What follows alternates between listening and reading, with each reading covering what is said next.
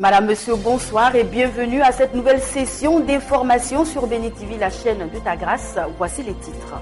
Apothéose de la CISCA 2014 ce samedi à Abidjan, le docteur révérend Mamadou Karambiri et son épouse, le pasteur Hortense Karambiri, ont donné les oracles du Seigneur. Remise de diplôme au nouveau pasteur de l'église Les Sentinelles de l'Éternel de Côte d'Ivoire. Une belle fête a été organisée. Vous aurez les détails tout au long de ce journal.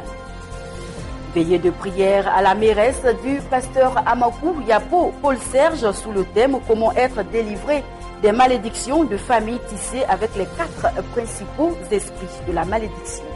Et un seul point dans l'actualité internationale, un Français figure parmi les islamistes qui ont assassiné 18 soldats syriens.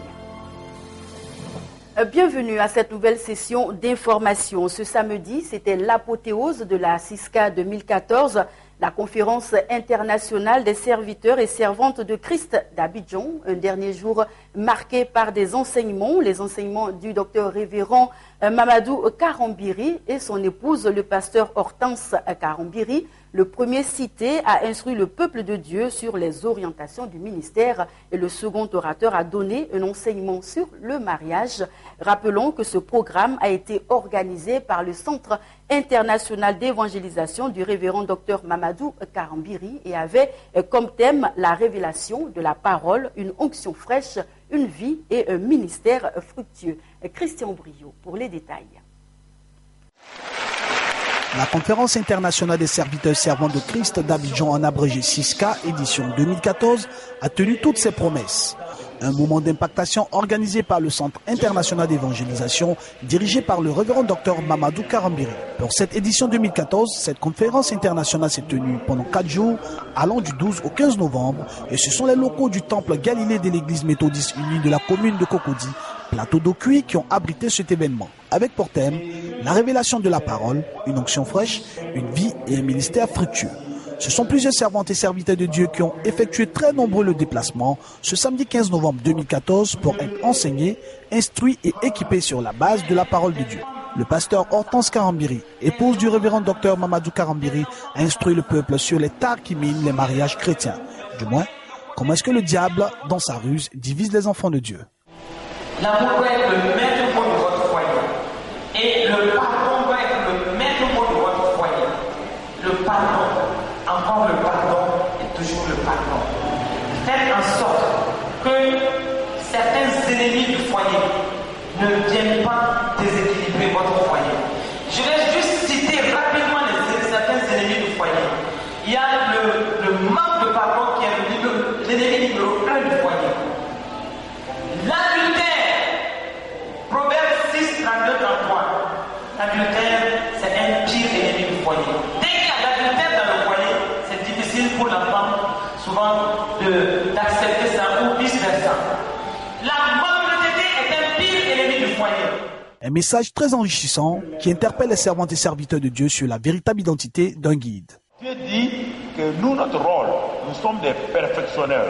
Nous sommes des gens qui rendent matures les gens pour que le peuple fasse le ministère. Le ministère, ce n'est pas nous. Nous disons que le ministère, c'est bien, mais le ministère, c'est le peuple. Nous fonctionnons comme l'Ancien Testament. L'Ancien Testament, le prophète seul était connu de Dieu. Et le peuple n'avait pas le Saint-Esprit, le peuple n'avait pas la parole. Dans le Nouveau Testament, nous sommes tous rois et sacrificateurs. Nous sommes tous dans cet élan-là. Alors, notre rôle en tant qu'apôtre, prophète, c'est de prendre les gens, comme David qui avait l'onction. On lui a envoyé 400 voyous, 400 endettés, 400 personnes qui souffraient. Au bout de quelques années, David les a transformés, sont devenus des champions, des hommes voyants de David, des champions de Dieu. Notre but en tant que ministère, ces 5 ministères-là, c'est d'équiper le peuple de Dieu. C'est de prendre des gens, enfants de la rue, c'est de prendre des voyous. Ils viennent, ils se donnent à Christ. On les équipe. Au bout de 3 ou 4 ans, ses parents sont étonnés. Ses amis sont étonnés. Ils disent, mais c'est pas le voyou là de oui, mais regardez-le comment il est maintenant. Sa vie est transformée, il est équipé et il commence à prêcher ou à évangéliser comme les autres. Siska 2014 a refermé ses portes ce samedi 15 novembre et ce sont des hommes très outillés qui ont partagé une belle expérience pour la croissance de leur ministère. Rendez-vous est donc pris pour la prochaine édition. Que Dieu vous bénisse. Intéressons-nous à présent à la sortie de la 4e promotion des étudiants pasteurs de l'Institut biblique international du ministère évangélique Les Sentinelles de l'Éternel de Côte d'Ivoire de la prophétesse Hélène Kéhenlo le samedi dernier. Une belle cérémonie a été organisée pour les nouveaux diplômés qui ont reçu de nombreux cadeaux et un don d'une valeur de 500 000 francs CFA a été offert à la bibliothèque de l'Institut. Notre reportage. 5 étudiants, 3 hommes et 2 femmes, ont reçu leur diplôme de fin de formation de pasteur. Des diplômes qui viennent concrétiser leur année de formation à l'Institut biblique international du ministère évangélique Les Sentinelles de l'Éternel d'Abidjan. Ces diplômes leur ont été remis par la prophétesse Hélène Kéhenlo, leader du ministère. Les nouveaux diplômés ont également reçu des livres cadeaux de leur parrain, le pasteur béni de Dieu, de la mission charismatique de la deuxième gloire. Le pasteur Gueux, administrateur de l'Institut biblique international, explique ici le contenu de la formation. L'objectif principal de l'Église des Sentinelles est le salut des âmes perdues et leur formation. Et cette formation est faite dans le but de faire de ces âmes-là de fidèles et véritables instruments au service du Seigneur Jésus pour la propagation de l'évangile. Alors, dès ce soir, chacun pour sa part, les canaux que Dieu dispose pour permettre à l'Institut Ebenezer de relever le défi et permettre au corps de Christ de booster son niveau de connaissance biblique et théologique dans le but de faire honneur à Jésus-Christ parce que Jésus est déshonoré par nos étudiants, par, n'est-ce pas, tous ces pasteurs, par tous ces évangélistes, par tous ces prédicateurs qui ne veulent pas se faire former. À cette cérémonie, un don d'une valeur de 500 000 francs CFA a été offert à la bibliothèque de l'Institut. Le pasteur Ada, orateur du jour, a prodigué de sages conseils aux nouveaux diplômés, s'inspirant du livre de Hébreux, chapitre 5, le verset 1. L'homme de Dieu a exhorté les nouveaux diplômés à demeurer des hommes au service de Dieu. Un homme de Dieu ne reste qu'un homme. C'est pourquoi la Bible dit qu'il doit lui-même prier, présenter des offrandes pour son propre péché. L'Église aujourd'hui est déroutée parce que nos hommes de Dieu se prennent pour Dieu. Ils parlent à la place de Dieu, ils s'agissent à la place de Dieu, ils sont comme Dieu, ils marchent comme Dieu, ils vivent et on ne peut pas les toucher parce qu'ils sont du divin. Un mort. Tu restes un mort avec tes faiblesses. Alléluia. Alléluia. Si tu es honoré, bénis Dieu. C'est pourquoi la Bible dit que comme tu es appelé par Dieu pour servir, alors le jugement commencera par toi. Alors il faudrait que tu aies l'humilité de revenir chaque et que tu sois simplement. Le leader et guide spirituel, la prophétesse Hélène Kéhenlo, a pour sa part rappelé la mission de l'Institut et lancé un appel à la formation. L'un des points principaux de notre vision, car le Seigneur a dit « Allez faire de toutes les nations les disciples », selon Matthieu 28, 19. Et lorsqu'on fait des disciples, il faut les former. Et la formation est capitale, car le Seigneur dit en Osée, le chapitre 4, le verset 6, « Mon peuple périt parce qu'il manque de la connaissance ». Alors pour être un vrai disciple, il faut de la connaissance. C'est pourquoi nous avons créé l'Institut biblique international Ebenezer pour la formation des saints, afin qu'ils puissent mettre en pratique la vision de notre Seigneur qui est d'aller et de faire de toutes les nations des disciples. Nous voulons lancer un appel à tout le peuple de Dieu, à tous les disciples du Seigneur, de venir à la formation à l'Institut biblique international de Ebenezer. Cette belle fête a réjoui le cœur des enfants de l'Éternel. Joie, louange, danse et chant à l'Éternel étaient au rendez-vous. Que toute la gloire soit rendue à Dieu. L'église protestante méthodiste de Côte d'Ivoire, dirigée par le révérend Adoumel Jonas, a 100 ans d'existence. Elle a célébré ce moment en présence de plusieurs autorités politiques et religieuses de Côte d'Ivoire ainsi que de pays voisins, des pays d'Afrique de l'Ouest. Nous suivons ensemble le reportage de Inès Koudunion-Balé. 1914-2014, cela fait exactement 100 ans. Et c'est l'année d'existence de l'église protestante méthodiste de Côte d'Ivoire. Une communauté dirigée par le révérend Adoumel Jonas. Ce moment d'allégresse a réuni toute la grande famille protestante méthodiste de l'ensemble du territoire ivoirien et des autres pays d'Afrique.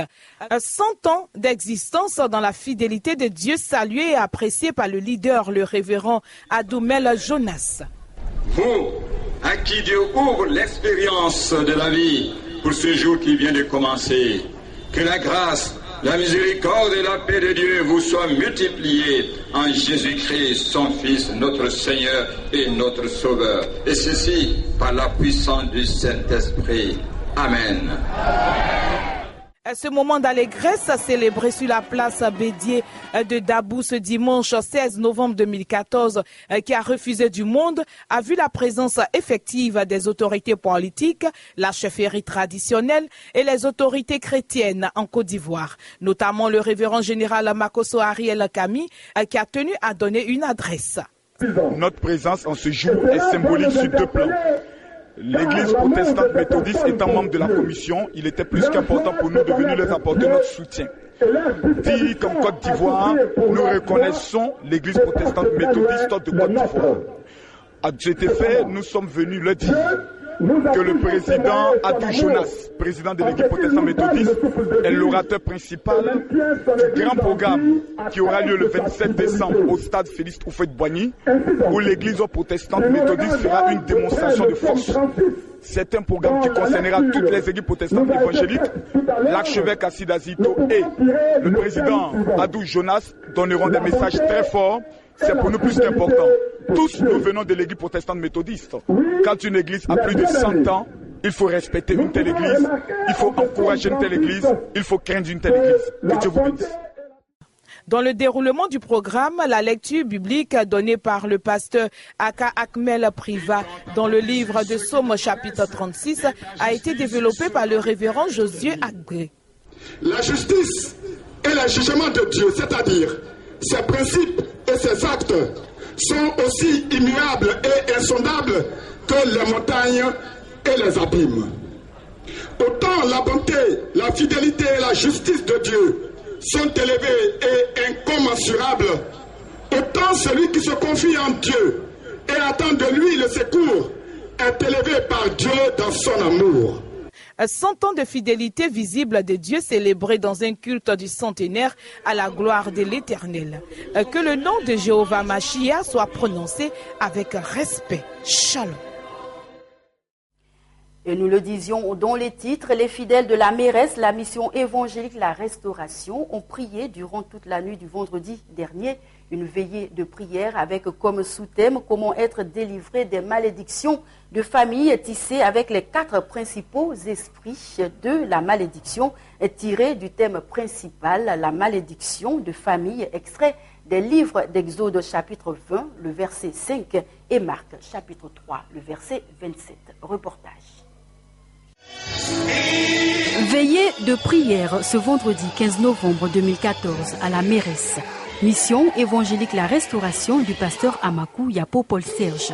Une veillée avec comme sous-thème comment être délivré des malédictions de famille tissées avec les 4 principaux esprits de malédiction. Tiré du thème général la malédiction de famille, extrait de Exode chapitre 20, le verset 5 et Marc chapitre 3, le verset 27, vient clore un séminaire de 3 jours.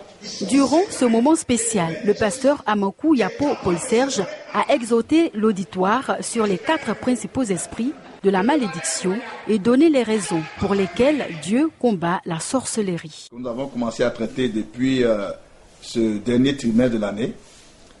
Et ce sous-thème d'aujourd'hui, comment briser les alliances tissées avec les 4 principaux esprits de la malédiction. Et nous avons traité les alliances avec le premier esprit, qui est l'esprit de sorcellerie. Et nous sommes allés très en profondeur pour briser les alliances, non seulement briser les alliances de sorcellerie de la famille, nous avons aussi coupé les cordons ombilicaux spirituels qui nous relient aux pratiques de sorcellerie de la famille. Nous avons brisé aussi le lien de sang, le lien d'âme qui permet aux sorciers, aux mystiques de la famille d'oppresser nos vies. Nous sommes déconnectés. Et quand nous sommes passés à la pratique, nous avons vu qu'il y a eu de grandes délivrances. Et nous croyons que tous ceux qui ont participé à cette veillée, à ce programme, ont été libérés. Et nous verrons les jours à venir ce que Dieu continuera de faire dans leur vie. S'en est suivi un temps de ministère. L'onction de Dieu est descendue. Les alliances de sorcellerie de famille, les liens de sang et des âmes, les cordons ombilicaux spirituels ont été détruits, assurant ainsi la victoire au peuple de Dieu. Les témoignages viennent confirmer cette victoire des enfants de l'Éternel sur le diable. Depuis que j'ai commencé à fréquenter cette église, vraiment ma vie a changé. Il y a eu la maturité spirituelle. Il y a eu aussi la croissance spirituelle. Vraiment, beaucoup de choses ont changé dans ma vie. Et aussi, les livres aussi m'ont fait du bien. Je vis ça. C'est la toute première fois que je vis. Et à mon âme, la vie, ça a été bien, ça a été très bien. Parce que, et c'est la première fois d'ailleurs que je viens aussi ici. Et puis, ça a été très merveilleux. Moi-même, j'ai été sincèrement touché. J'avais un mal. Mais je vois que ce mal a disparu. Rappelons que cette veillée de prière fait partie d'un grand programme d'enseignement démarré depuis 3 mois dont le thème principal est la malédiction de famille. Ce séminaire se tiendra chaque semaine jusqu'au 31 décembre 2014. Amen. Et double cérémonie à la Merepsi, la mission évangélique de la résurrection et de bénédiction de Côte d'Ivoire ce week-end, et celle de la dédicace à Dieu de son temple et la pose de la première pierre de son grand temple, le temple Canaan. Cette cérémonie s'est tenue sur 2 jours. Notre reporter Irène Bailly revient sur le tout premier jour de ce grand événement. C'est par un tour en fanfare très animé que tout commence ce samedi 15 novembre. Dans la liesse populaire, les fidèles de la mission évangélique de la résurrection et de bénédiction Côte d'Ivoire, Merepsi, traduisent leur reconnaissance à Dieu pour ce temple miraculeux qui leur permet d'avoir, en vue de lui rendre un culte honorable.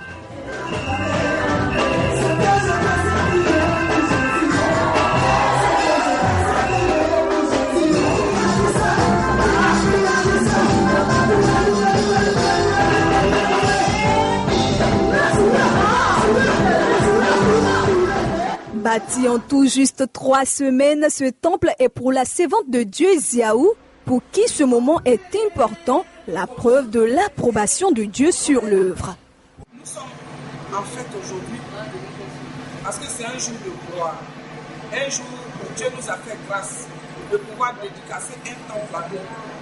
Je voudrais rappeler que nous étions sur un site que nous louons, mais il s'est trouvé à un moment donné que le propriétaire du site nous avait pratiquement chassé parce qu'il voulait faire autre chose de son site. Sans nous avertir, il a vendu le site à quelqu'un d'autre qui nous chassait et qui nous avait donné 2 mois. Jusqu'à 2 mois, on n'avait pas de site, on n'avait même pas les moyens de bâtir le temple. Nous sommes rentrés en prière, Dieu nous a fait grâce. Là où nous trouvons aujourd'hui, nous n'avons pas dépensé un seul franc. Le site nous a été gracieusement offert. Inspirée par le Seigneur sur le thème « Je vous donne ma paix », la servante de Dieu, à travers le livre de Jean, le chapitre 14, au verset 23 à 27, a exhorté le peuple de Dieu à être au modèle de Christ, à manifester sa paix différente de celle que le monde propose. Parce que je vous envoie le Saint-Esprit, le consommateur, qui vous permettra de comprendre et qui vous permettra de garder la foi pour savoir que ce que je fais, c'est pour vous. Et lorsque le Saint-Esprit viendra, vous allez alors recevoir la paix. Non seulement vous allez recevoir la paix,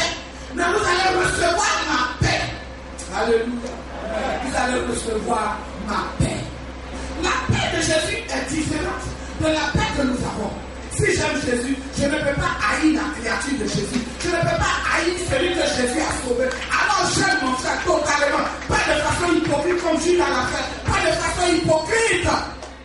Arrivée à l'étape de la consécration véritable du temple, la servante de Dieu, entourée de ses plus proches collaborateurs, a oint d'huile la maison de l'Éternel pour ainsi rendre officiel l'objet de leur louange et de leur adoration.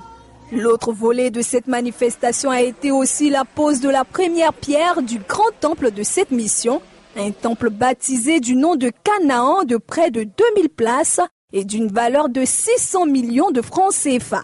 Que Dieu le Tout-Puissant, le pourvoyeur par excellence, bénisse cette œuvre à la dimension de sa gloire.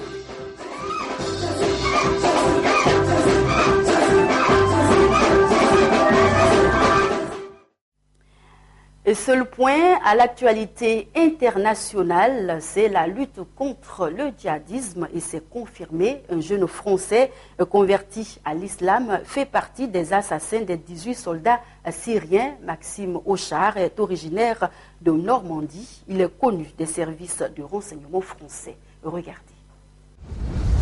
Un jeune Français a été identifié sur la récente vidéo du groupe État islamique mettant en scène la décapitation de 18 soldats syriens. Son nom, Maxime Ochard, il a 22 ans et est originaire de Normandie. Converti à l'islam, il avait rejoint la Syrie durant l'été 2013. Il était connu des services de renseignement. Ce dossier était judiciarisé et confié à la Direction générale de la sécurité intérieure dès avant la diffusion de la vidéo de ce week-end. Et il appartient aux autorités judiciaires de tirer les conséquences des éléments dont disposent les services de police. Un autre Français pourrait avoir été identifié, mais les autorités ne sont pas encore formelles. Par ailleurs, un Britannique a dit avoir reconnu sur ces images son fils de 20 ans avant de se raviser. De retour d'Australie, où il a participé au sommet du G20, David Cameron a insisté devant les parlementaires sur la nécessité de renforcer les mesures antiterroristes. La nouvelle loi permettra à la police de saisir les passeports aux frontières, explique le Premier ministre. Elle empêchera les suspects de voyager et les Britanniques de rentrer, sauf s'ils respectent nos conditions. Selon l'ONU, 15 000 étrangers seraient partis faire le djihad en Syrie et en Irak. Pour les pays d'Europe ou d'Amérique du Nord dont ils sont originaires, ils représentent désormais une menace pour la sécurité intérieure.